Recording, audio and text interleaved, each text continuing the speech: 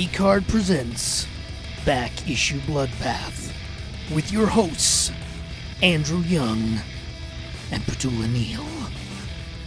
Imagine a world where strong women with varying degrees of natural hair and lots of sharp weapons get to just run things, run each other, and run one of the greatest countries in the world.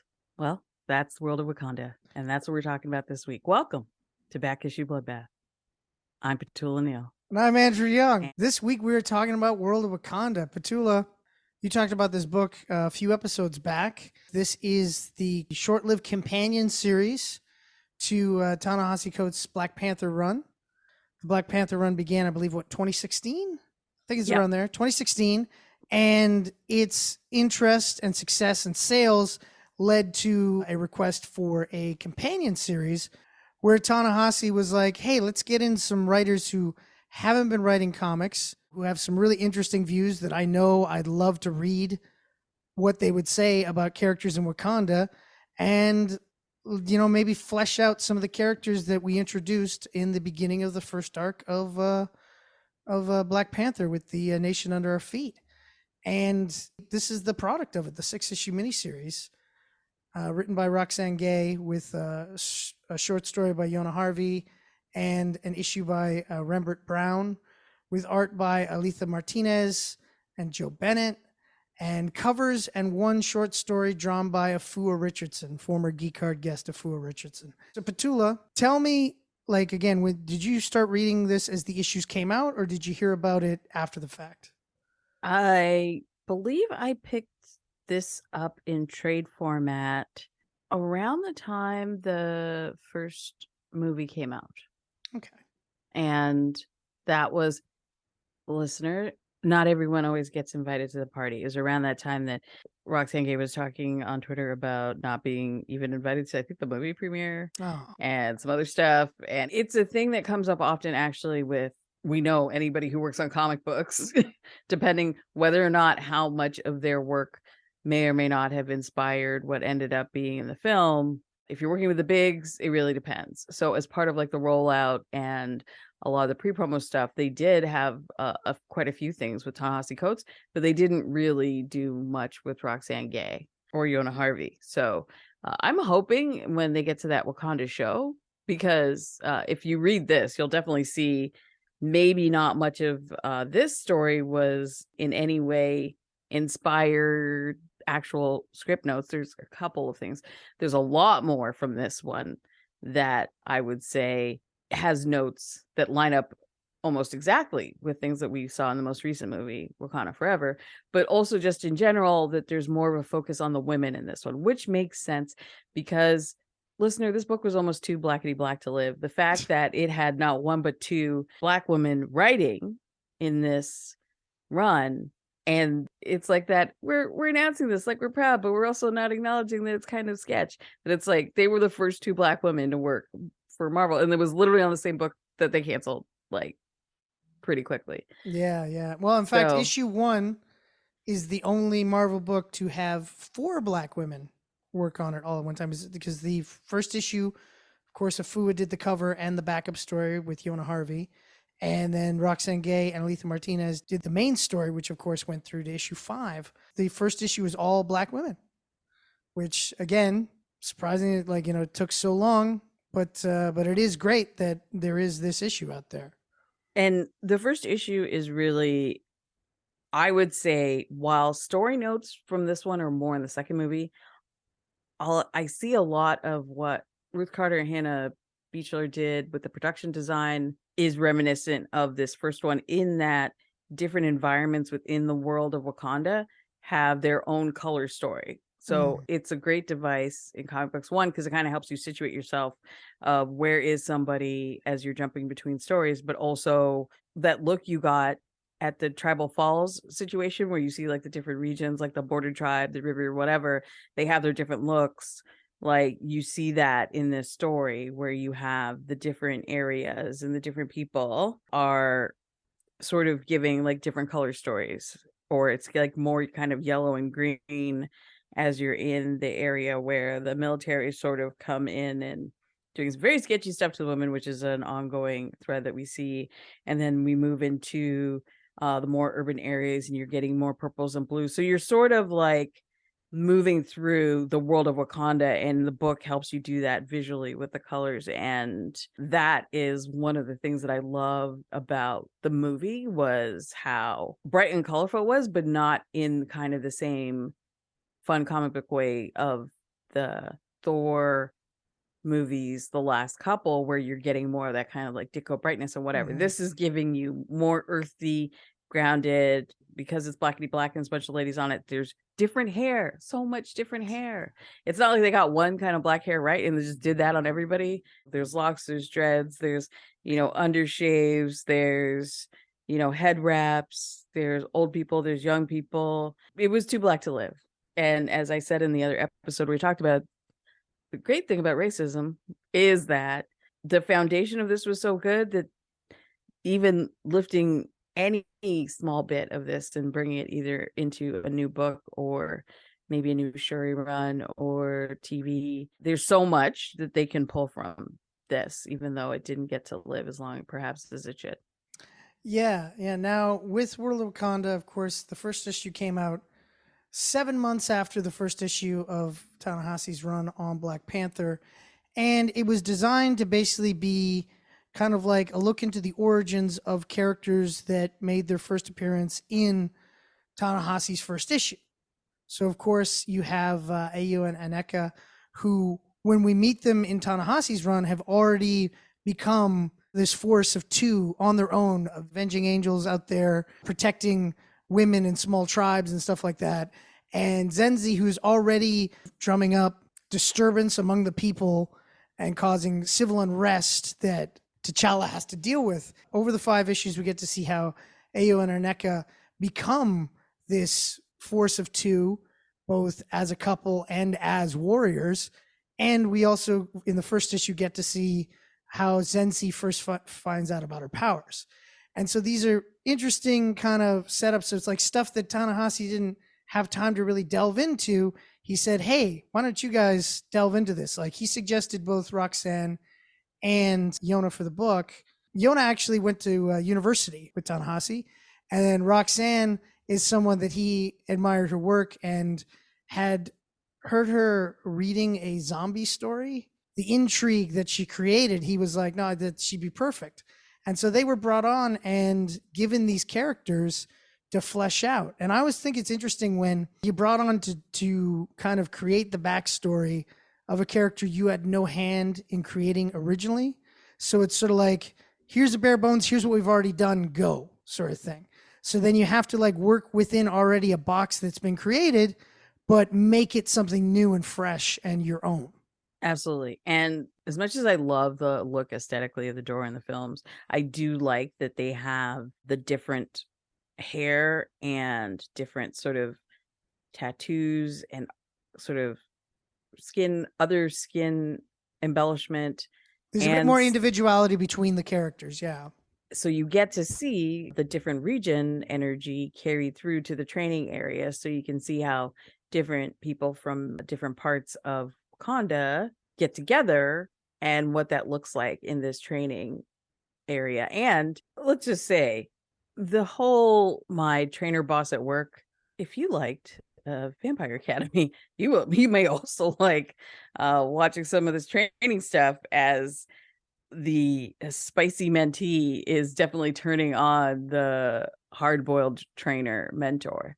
And yes, it's 2 women, but those are some of the panels that actually I feel like we've talked about this before. People who come from like a writing background, sometimes their panels get a little wordy. I would say the pages that have the best balance of show and tell and not as many words, and they're letting the images tell parts of the story, are some of the fight scenes, whether it's in the training room, love a training montage, and also some of the flirty McFlirty, and later on when they get to go to Mashing Yams Town. The main focus of the story really is seeing how they evolve, but also seeing how they come together. And Aneka at first is very against it in her head. And it was interesting for me because when Ta-Nehisi started up this Black Panther series, he kind of redefined the Dora Milaje, the Adored Ones, as this kind of fighting section of the army. Originally, when the Dora Milaje were introduced, they were introduced in the Christopher Priest run as bodyguards and quote unquote wives in training. The idea that women from each tribe would be picked so that they would try to curry favor with T'Challa when he would pick a bride. And of course, when Ta-Nehisi launched the new series, he ignored that. But Roxane does a really interesting thing of showing the adaptation, like the evolution of that, and how within this story there, Aneka, who has been a part of the Dora Milaje for a long time, was raised with that mentality of you are a wife in training. And Ayo, who's like newer, she doesn't have that. And so Aneka is like thinking too hard on the minutia of what her job description is, and is using that to kind of justify pushing this woman that she obviously has a thing for away. Yeah, doesn't last long. Oh, of course it doesn't last long, but you got to have the push and pull. Yeah. You got to have the push and pull. Otherwise, it's like, and they lived happily ever after. That's page 2. You No. know? Yeah, no. And that's what makes some of the training stuff so hot. It's like, yeah, I'm challenging you to a fight. Not at all, because I want you to pin me to this mat in this room full of like sweaty, gorgeous women. Not at all. No, it's for training purposes, 100%. Yeah. Now, I also really enjoyed how they explored the evolution of their thought mentality when it comes to their duty. Because as it was originally set up, the Dora Milaje are there to serve the king. They're there to serve T'Challa. And T'Challa... Well, to serve the throne, whoever's on the throne that time. Whoever's on the throne. Yeah. So T'Challa is on the throne. And T'Challa is making a lot of like shady back end deals. And I remember reading the Avengers issues where he's making these shady back end deals. It's like, hey, Namor flooded my entire country and everybody hates Atlanteans in Wakanda. But I'm going to let Namor hole up here so we can try to figure out this whole incursion thing of planets coming together and exploding from different dimensions. I'm not going to tell anybody. And when people show up and find out about it, I'm going to be like, hey, I do what I want. And to see the reaction from the other side of how much this pissed off the Dora Milaje, to the point where they're like, well, we'll protect the royal family, but fuck you. I thought that was great to see that side of the story. Absolutely. And also seeing the more sharing of power. So instead of it being one and then the next, we see a mix. A very kind of absentee landlord energy is coming from T'Challa, but we also have Shuri trying to help manage some of the day-to-day stuff that's slipping through the cracks. Unfortunately, the power sharing isn't even. So while you can see she feels some type of way about the report she's getting, she can't do everything, but she is getting to do more than we got to see her do from like a additional Panther perspective than we got to see in the first film. Now, what do you think of the antagonist of the story, Falami, who she's kind of the runt of the Dora Milaje, and she goes and gets some needed help, some enhancements, and she kind of lets that new power get the best of her, where she starts thinking, what I think is right and just should be the only thing that really gets addressed here, so I'm going to start being judge and jury for other people. I feel like if this had ran longer, we would have had time for either more development on her or a bit more of a redeem arc. Mm-hmm. So you think that like her going all the way full Killmonger kind of, or pulling it back because she's still where we are with her here in this story, her loyalty to her family and her unwillingness to see her father for what he is. Yeah, that's her biggest blocker. And I think that, you know, again, these are two very gifted writers.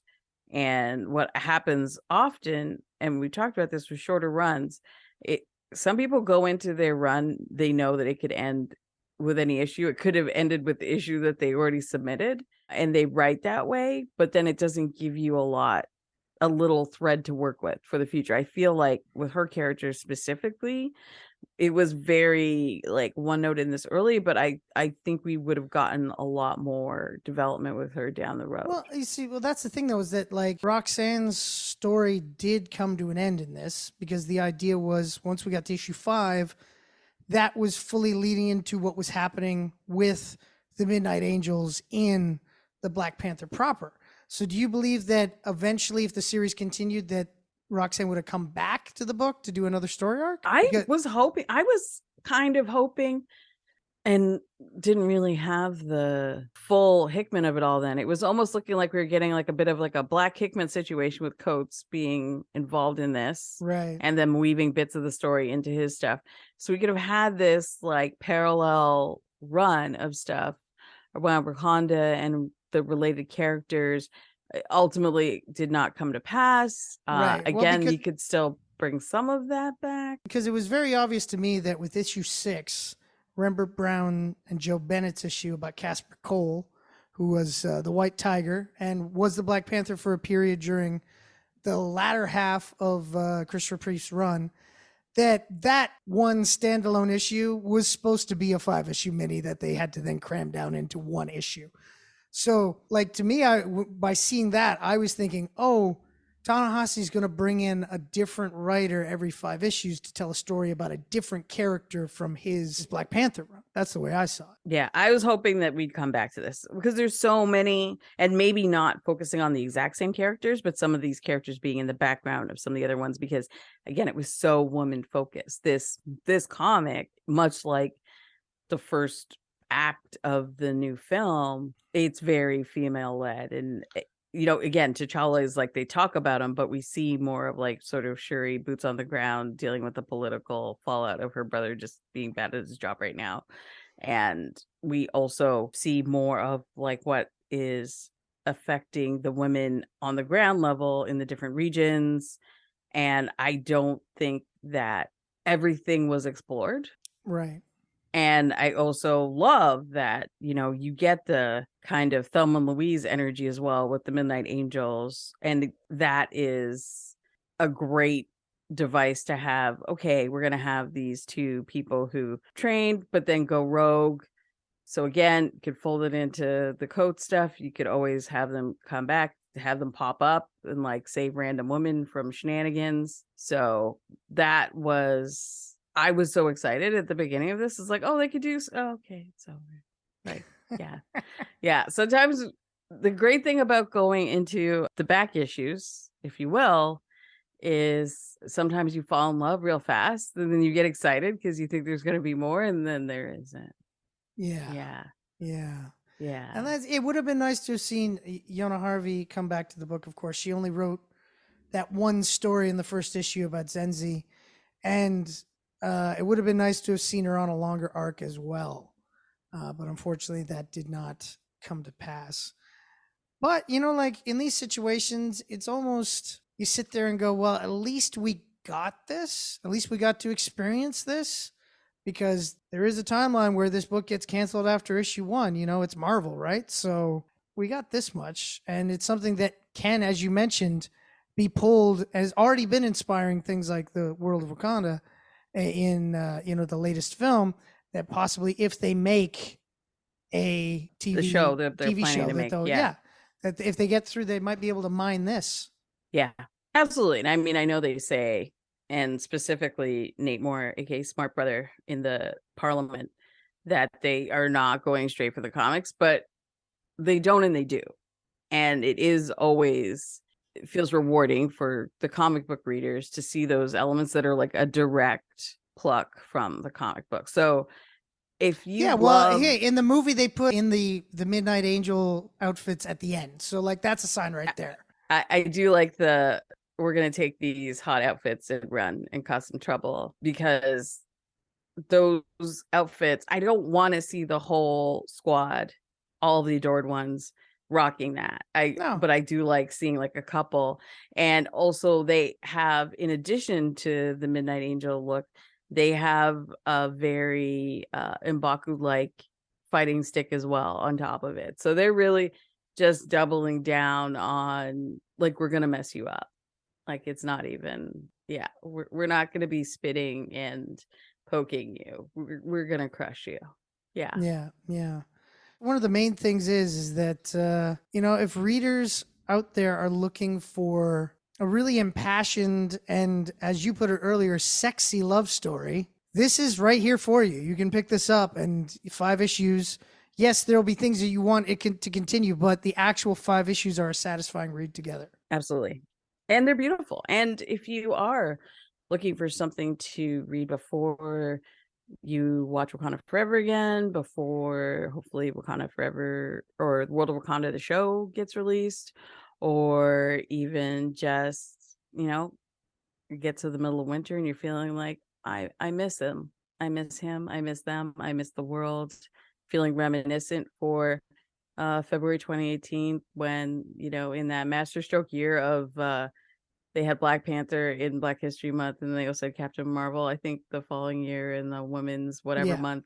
Yeah, where they're like, let's just go all the way and get the extra free marketing of doing like the most obvious cheap moves. But if you're having that nostalgia for that first February of OG Black Panther, then pick up this story.